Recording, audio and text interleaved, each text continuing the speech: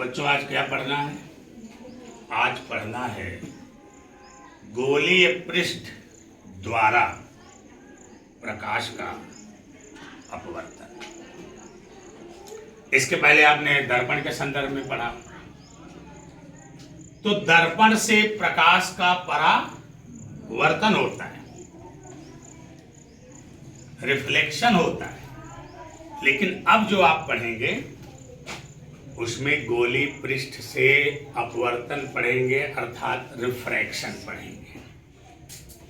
आप भलीभांति जानते हैं कि जब कोई भी प्रकाश की किरण एक माध्यम से दूसरे माध्यम में प्रवेश करती है तो अपने पथ से विचलित हो जाती है, और इसी विचलन को भौतिकीय दुनिया में अपवर्तन के नाम से जाना जाता है।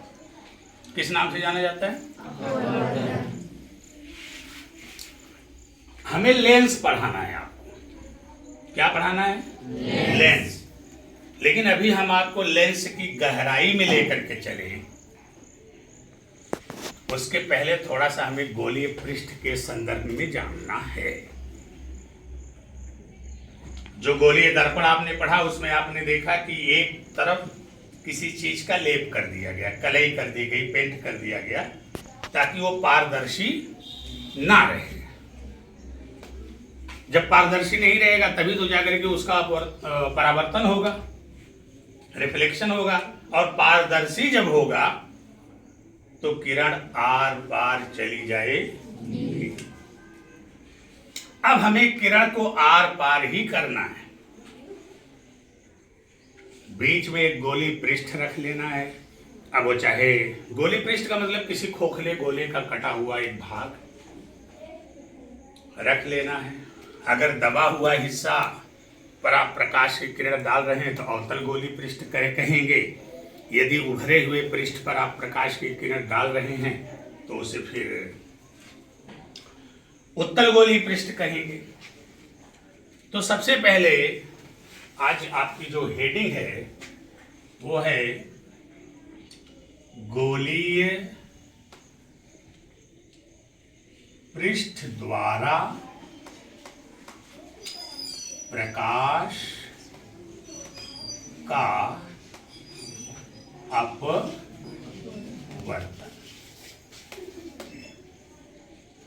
ये आपकी मुख्य हेडिंग हो गई। अब इसमें दो पार्ट हैं कि अपवर्तन ये पढ़ेंगे कैसे। आप अवतल गोली पृष्ठ से पढ़ेंगे या उत्तल गोली पृष्ठ से पढ़ेंगे। तो आप किसी भी पृष्ठ से पढ़ो, चाहे अवतल से पढ़ो चाहे उत्तल से पढ़ो, फार्मूला सेम आएगा। फार्मूले में कोई फर्क नहीं पड़ेगा। आइए शुरुआत करते हैं अवतल गोली पृष्ठ से। तो उसमें डाल देते हैं कि अवतल गोलीय पृष्ठ द्वारा प्रकाश का अपवर्तन। ऐसा अवतल गोली पृष्ठ द्वारा प्रकाश का अपवर्तन। अब इसमें एक कंडीशन लगा लेते हैं, जैसे कि प्रकाश विरल से सघन में भी जा सकता है, विरल माध्यम से सघन माध्यम में भी जा सकता है, और सघन माध्यम से विरल में भी जा सकता है। तो हम कंडीशन अप्लाई कर लेते हैं। हम प्रकाश को कहां से कहां भेज दें? विरल से सघन में। तो लिख देंगे यहां पर, कंडीशन लिख देंगे कि कंडीशन रहेगी कि जब प्रकाश विरल माध्यम से, किस माध्यम से? विरल माध्यम से सघन माध्यम में प्रवेश करे। आपने इसको नोट कर लिया? ठीक है, नोट कर लिए ने कंडीशन। अब आइए देखते हैं कि कैसे अपवर्तन होता है। सबसे पहले तो अपवर्तन करना जरूरी है, फिगर समझना जरूरी है। अगर आपने फिगर में अपवर्तन कर लिया और फिगर की डिमांड को पूरा कर लिया तो ये तय मान करके चलिए, फिर कैलकुलेशन बहुत ही आसान हो जाता है। अक्सर लोग फिगर ही नहीं बना पाते। आइए बनाने का प्रयास करते हैं और आप लोग मोर कॉन्शियस रहेंगे, क्योंकि ये कोई भी शिक्षक बेहतरीन या बेहतर शिक्षक तभी होता है जब विद्यार्थी कंसंट्रेट करते हैं। अंडरस्टैंड? तो आप लोग बाकायदे कंसंट्रेशन बना करके रखिएगा। और चलिए हम एक अवतल गोलीय पृष्ठ ले लेते हैं। ये हमारा एक अवतल गोलीय पृष्ठ है। अब प्रकाश जो है इसके इधर भी जाएगा, है ना, आर पार जाएगा कि नहीं जाएगा? मान लो इधर का जो माध्यम है वो N1 है, विरल है, क्या है? और इधर का जो माध्यम है वो N2 है। और प्रकाश किधर से किधर जा रहा है? अभी कहीं नहीं जा रहा है, अभी जाएगा। इसके बाद मुख्य अक्ष, आपने एक मुख्य अक्ष बना लिया। और ये जो गोली पृष्ठ का बीचों बीच वाला जो भाग है इसको क्या बोलेंगे? प्रकाशिक केंद्र। इसको हम प्रायः O से लिखते हैं। किससे लिखते हैं? O से। अब यहां पर मुख्य अक्ष पर एक बिंदु हम ले लेंगे P। क्या ले लेंगे? एक बिंदु लेते हैं P, और इसी बिंदु से हम गोली पृष्ठ पर किरण भेजने का काम करेंगे। तो चलिए यहां से इस पर भेजते हैं किरण। भेज दिया। आपने इस पृष्ठ पर किरण भेज दिया। किस पृष्ठ पर? गोलीय पृष्ठ पर। यदि इधर का माध्यम चेंज नहीं होता, जैसे इधर विरल है और इधर भी क्या होता, तो ये किरण बिना अपवर्तन के ऐसे सीधे निकल जाती। निकलती कि नहीं निकलती? निकल जाती। लेकिन माध्यम बदल रहा है, इसलिए वो सीधे नहीं निकले। तो जब सीधे नहीं निकलेगी तो करेगी क्या? अविलंब की ओर झुकेगी। आप अच्छी तरह जानते हो कि जब कोई भी प्रकाश की किरण विरल माध्यम से सघन माध्यम में प्रवेश करती है तो अविलंब की तरफ झुक जाती है। इसका मतलब यहां पर हमें अविलंब खींचना होगा। तो चलिए अविलंब भी खींच देते हैं। क्या खींच दें? अभी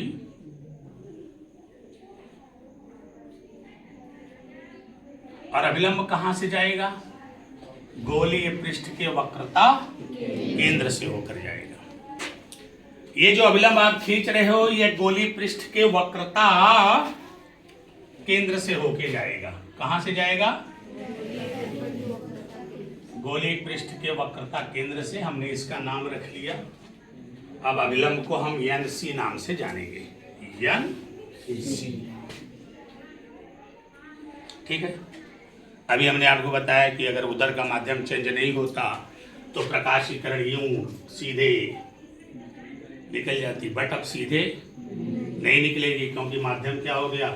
चेंज है, सघन है। तो अविलंब कहाँ है? इधर है।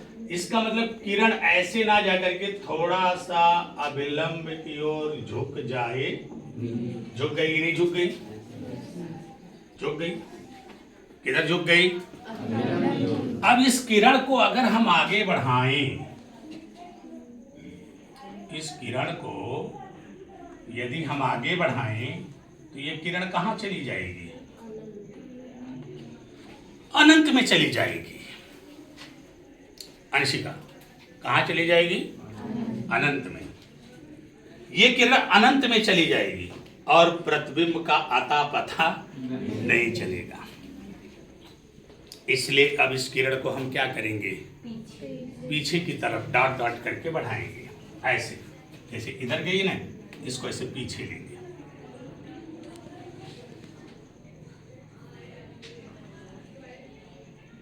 यहां आ गई।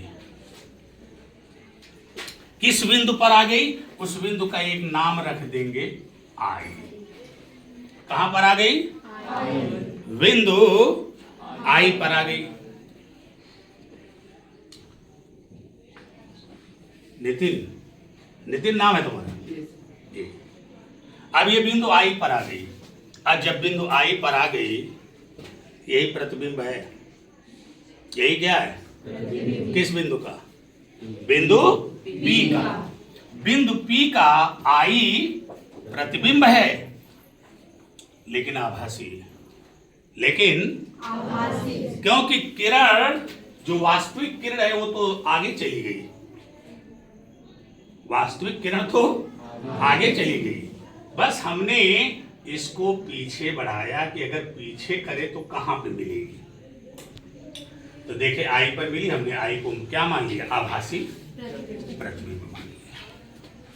तो ये बिंदु हो गया, ये बिंब हो गया। क्या हो गया ये, और ये प्रतिबिंब, और ये वक्रता, और ये प्रकाशित किरण। अब यहां पर इस कोण को लिख देंगे। जो कोण बन रहा है, आपतित किरण है, आपतित किरण और मुख्य अक्ष के बीच बने हुए कोण को हमने अल्फा से लिख दिया। और ये अपवर्तित किरण है, क्योंकि अपवर्तित को ही हमने पीछे बढ़ाया है, तो ये अपवर्तित किरण है, इसलिए इस कोण को हम किससे लिख देंगे, बीटा से। और बाकी अभिलंब और मुख्य अक्ष के बीच जो कोण बनेगा उस कोण को हम लिख देंगे गामा से। तो इन तीन कोणों का हमने चिन्हीकरण कर दिया। अभी दो कोण और बताने आपको, एक आपतन कोण और एक अपवर्तन कोण। तो आप आपतित किरण को देखो, ये जो डॉट डॉट करके गई हुई है, ये डॉट डॉट इधर, ये कौन सी किरण है, आपतित। और ये क्या है, अभी। तो आपतित और अभिलंब इतना कोण आई है,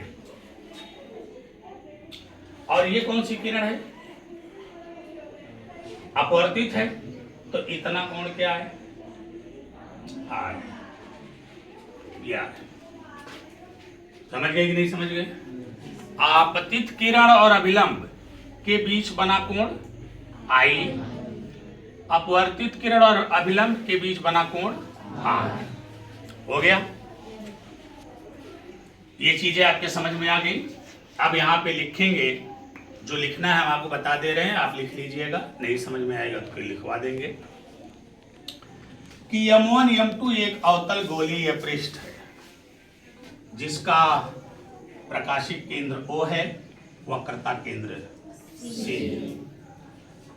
गोलीय पृष्ठ के सामने, अवतल गोलीय पृष्ठ के सामने मुख्य अक्ष पर एक बिंदु P है, जिसकी की गोलीय पृष्ठ से दूरी U है।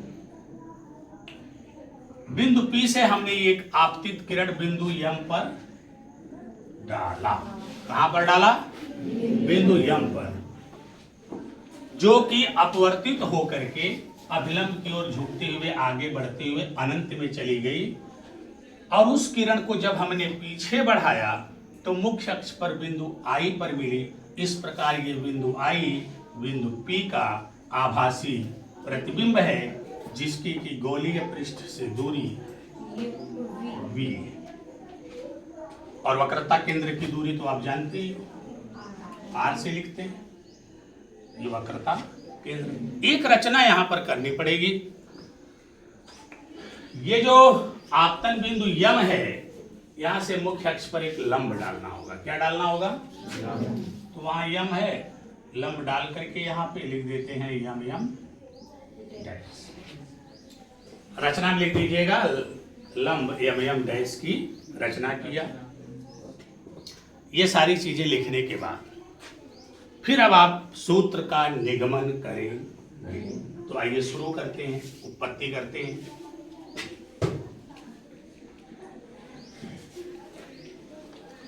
सबसे पहले हम पकड़ेंगे त्रिभुज पी सी एम, इसको पकड़ेंगे पी सी एम, लिखेंगे त्रिभुज पी सी एम में ये जो गामा है ये बहिष्कोण है। गामा क्या है? बहिष्कोण। तो त्रिभुज पीसीएम में गामा बहिष्कोण है। कौन सा कोण है? बहिष्कोण। बहिष्कोण है। तो गामा बहिष्कोण हो गया। और त्रिभुज के बहिष्कोण की विशेषता होती है कि अपने सामने के त्रिभुज के अंदर के दोनों अंतःकोणों की योग के बराबर होता है। यानी हम कह सकते हैं कि gamma is equal to alpha plus I, मतलब gamma is equal to alpha plus I, है ना। और आई बराबर क्या होगा? गामा माइनस, यहां पे लिख देंगे this implies that I is equal to gamma minus alpha, समीकरण नंबर 1। ठीक इसी प्रकार अब हम बात करेंगे त्रिभुज आई सी एम की। किसकी बात करेंगे? त्रिभुज आई सी एम। इसी प्रकार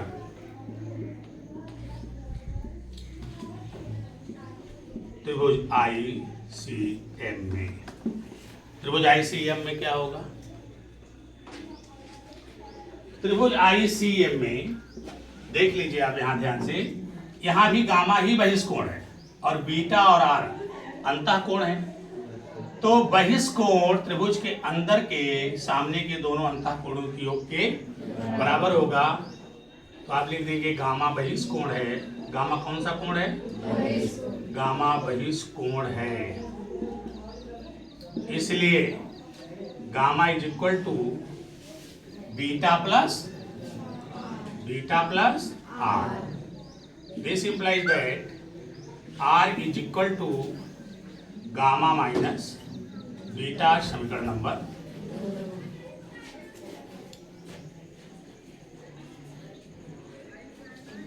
है ना, समीकरण नंबर 2। अब आपके 2 समीकरण बनकर के तैयार हो गए। अब इसको यहीं पर रहने दीजिए। अब एक प्रक्रिया से और गुजरते हैं। कौन सी प्रक्रिया है? वह प्रक्रिया है जैसे अगर हम त्रिभुज को पकड़ें P M dash M, P M dash M, tan alpha, क्या निकाल लें? Tan alpha. त्रिभुज पी एम डैश एम में, पी एम डैश एम में टेन अल्फा क्या लगाएंगे?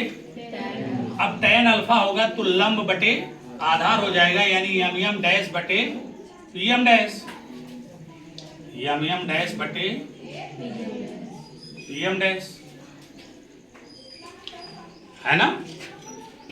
और यदि अल्फा बीटा गामा को अत्यंत सूक्ष्म कोण मान लिया जाए कि बहुत ही छोटे अल्प हैं, अति सूक्ष्म है, आप लिखेंगे यदि अल्फा बीटा गामा अति सूक्ष्म कोण है तो क्या होगा?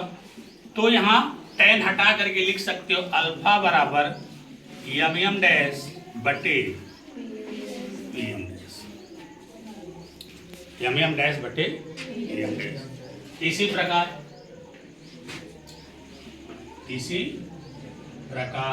आइए बात करते त्रिभुज आई एम डैश एम, त्रिभुज आई एम डैश एम में।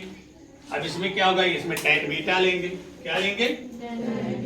तो यहां पर होगा लंब बटे आधार, तो यम यम डैश बटे I M dash, I am dash. चूंकि हमने अल्फा बीटा गामा को अति सूक्ष्म मान लिया इसलिए टेन को हटा करके लिख दीजिए। This implies that beta is equal to M dash बटे आई एम हो गया। अब एक और बचा हुआ है त्रिभुज सी एम डैश एम। इसी प्रकार त्रिभुज सी एम डैश एम, यहाँ tan गामा लगा लीजिए। क्या लगाएंगे?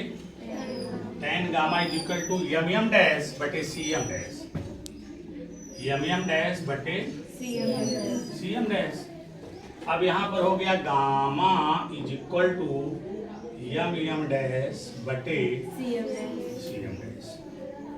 हो गया। इतना सब कुछ करने के बाद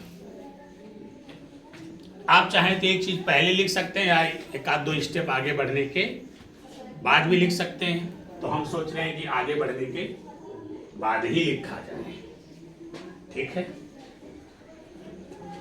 अब यहां पर लगाएंगे स्नेल का नियम। किसका नियम लगाएंगे? स्नेल का नियम। स्नेल का नियम क्या कहता है? स्नेल का नियम कहता है, यहां लिखेंगे स्नेल के नियम से, स्नेल के नियम से साइन आई बटे साइन आर बराबर n2 बटे तो जैसे आपने यहाँ पर अल्फा बीटा गामा को सूक्ष्म मान लिया, वैसे यहाँ पर आई और आर को भी क्या मान लेंगे? तो साइन हटा देंगे, लिख देंगे कि यदि आई एवं आर अति सूक्ष्म कोण है तो साइन हटा देंगे तो लिख देंगे आई बटे आर बराबर n2 बटे n1। ठीक है, समझ में आई बात है ना? समझ में आ रहा है कि नहीं? कितने लोग समझ में आ रहे हैं? अब तक तो बहुत आसान प्रक्रिया से गुजरे, बस चलते चले गए। इसमें कुछ तो अलग से किया नहीं गया है ना? न अभी कुछ अलग से किया गया, न आगे ही कुछ अलग से करेंगे। बस जो कुछ आप जानते हो उसी पर चलना है, उसी पर आगे बढ़ना है। चलते रहेंगे, आगे बढ़ते रहेंगे, सफलता प्राप्त होती रहेगी। और मैंने शुरू में ही कहा था कि कोई भी चीज अगर आपको आसानी से समझनी है, सीखनी है, तो आपका जो कंसंट्रेशन है वो बड़ा महत्वपूर्ण भूमिका अदा करता है। ठीक है, आशा करते हैं आपने इसको नोट किया होगा। इसको मिटाते और आगे बढ़ते हैं।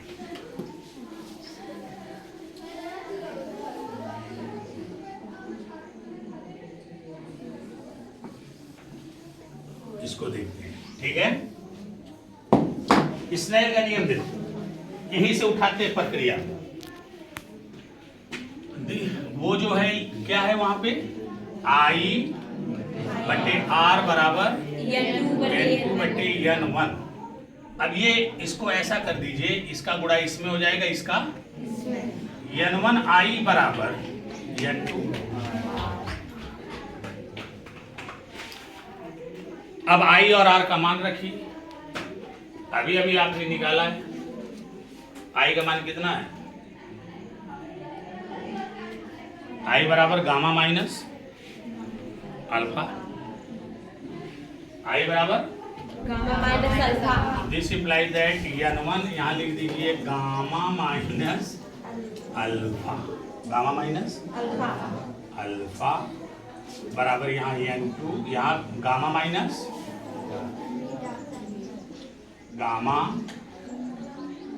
Gamma minus. ये आपने आई और आर समीकरण 1 में निकाला हुआ था। आई और आर का मान alpha minus gamma, gamma minus alpha और गामा माइनस बीटा। ठीक है, अब यहाँ पे मान रखिए, इसका मान आप रखिए। आपने tan अल्फा भी निकाला है, tan बीटा भी निकाला है, tan गामा भी निकाला है। तो चलिए रखते हैं n1 गामा बराबर क्या निकाला था आपने, एम डैश बटे पीएम डैश, एम डैश बटे माइनस अल्फा बराबर आपने, सॉरी गामा बराबर आपने निकाला था गामा, ये है ना एम डैश बटे C M dash, M dash बटे, और अल्फा बराबर आपने निकाला था एम डैश बटे पीएम डैश, एम डैश बटे पीएम डैश, है ना। और बराबर थोड़ा सा यहाँ जगह कम पड़ रही है, यहाँ पे लिख दे रहे हैं, आप समझ जाइएगा, ठीक है। n2 यहाँ पर गामा बराबर फिर यही एम डैश बटे C M dash minus M dash, देखिए एम डैश बटे आई एम डैश बटे आई एम डैश। प्रिय बच्चों, अगर ऊपर देखा जाए तो दोनों पक्षों में एम डैश कॉमन है, एम डैश को कॉमन कर लेते हैं, बराबर n1 एम डैश, दूसरे कोष्टक में जो बच रहा है, अब यहाँ पे 1 बचेगा तो 1 upon C M dash minus 1 अपान पी एम डैश बराबर, यहाँ n2 है, यहाँ भी एम डैश कॉमन है, तो एम डैश कॉमन लिया, दूसरे कोष्टक में जो बचेगा उसको लिखेंगे। क्या बच रहा है, दूसरे कोष्टक में बच रहा 1 upon C M dash minus 1 upon I M, हो गया। एम डैश से कट गया। अब यहाँ पर एक चीज आपको माननी पड़ेगी, ये मान लीजिए कि ये जो गोली पृष्ठ है, इसका जो द्वारक है, जो मुंह है, वो बहुत छोटा है। आप लिखेंगे माना गोली पृष्ठ का द्वारक बहुत छोटा है, तो जब इसको बहुत छोटा करीब मान लोगे तो एम डैश को कहाँ मान लोगे, ओ पर। आप लिखेंगे यहाँ पर यदि गोलीय पृष्ठ का द्वारक क्या हो, छोटा हो, तो बिंदु किसको, एम डैश को कहाँ माना जाएगा, ओ पर मान लिया जाएगा। चलिए मान लिया, तो अब जब आपने मान लिया तो जहां जहां एम डैश लिखा है तहां तहां क्या लिख देंगे, ओ लिख देंगे। क्या लिख देंगे, चलिए लिखते हैं।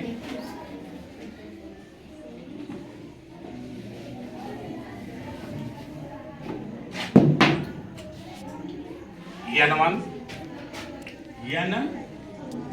डैश implies that n1 1 बटे, बोलो सी एम डैश है ना, एम डैश की जगह क्या लिख दो, 1 बटे CO माइनस 1 बटे PO बराबर n2, यहाँ क्या रहेगा 1 बटे CO माइनस 1 बटे IO, 1 बटे CO माइनस 1 बटे I।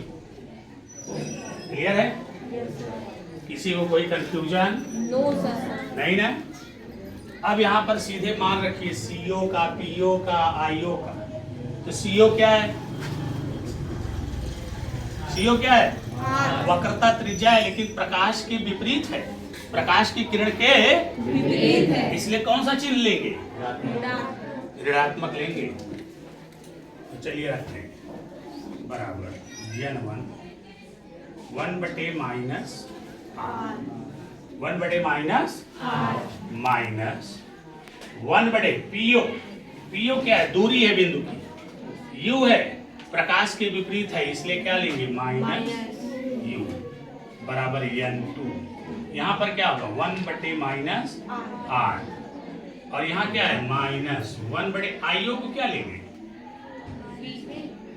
माइनस B लेंगे। ये बिंब की दूरी है, प्रतिबिंब की दूरी है। हो गया, अब इसको कोष्टक को तोड़ते हैं, थोड़ा सा एक स्टेप और आगे जाने का प्रयास करते हैं। n1 - 1/r प्लस 1/u बराबर n2 माइनस 1/r और प्लस 1/, क्लियर है? अब इसका गुणा कर दीजिए, n1 का इसमें कर दीजिए, n2 का, ये हो जाएगा माइनस n1/r प्लस n1/u बराबर माइनस n2/r प्लस n2/v हो गया। अब यहाँ क्या करेंगे, ये इसका पक्षांतर कर दीजिए, इसको इधर कर दीजिए, इसको इधर कर दीजिए और n2/r को इधर कर दीजिए। तो इधर माइनस है, इधर आएगा तो क्या हो जाएगा,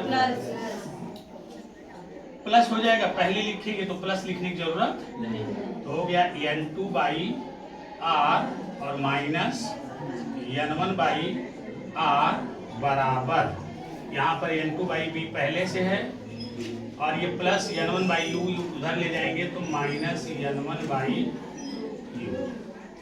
है ना।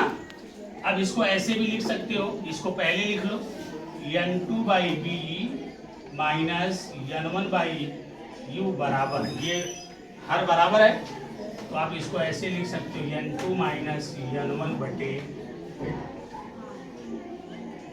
ये देखिए गोलीय पृष्ठ से अपवर्तन का सूत्र निकल गया।